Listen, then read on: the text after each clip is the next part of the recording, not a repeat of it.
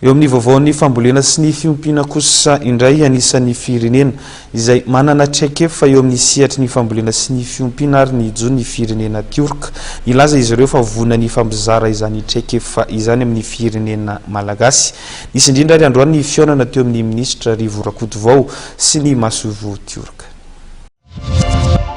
Ny lafin'ny fambolena, ny fiompiana ary ny jono no anisan'ny sehatra irotsahan'ny firenena Turka nampianan'i Madagasikara. Atao atoato ny fanaovana soniny fifanaraha-piaramiasa hoentiny indrindra namafisany izany firotsahan'ny firenena Turka amin'ny fanampianan'i Madagasikara izany.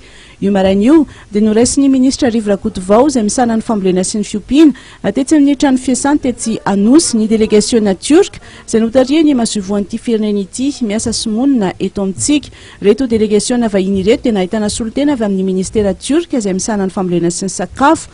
Tao ren'ny fionana dia nitondra fanazavana mikasika ny tetikasa mety arahany asa amin'ny firenena turque ny ministra Rivo Rakotovao. Anisan'ny firenena efa lasa lavitra tokoa raha eo amin'ny sehatry ny fambolena sy ny fiompiana ny firenena turque ary indrindra eo amin'ny sehatry ny AIRA mikasika izany. Kitry fampandrosoana eto amintsika dia ny tontolo fampandrosoana tontolo ambanivohitra amin'ny lafiny fampandrosoana ny fambolena ny fiompiana ary ny jony.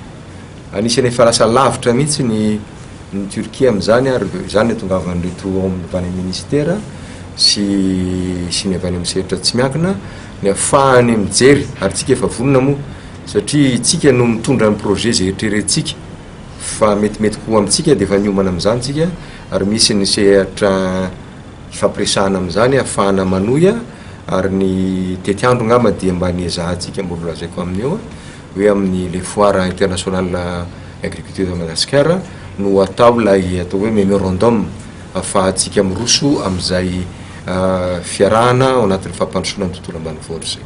Mila ny traikefa ananan'ity firenena ity ny firenena malagasy mba ahafahany mampivoatra ny sehatra ny fambolena sy ny fiompiana eo aminy.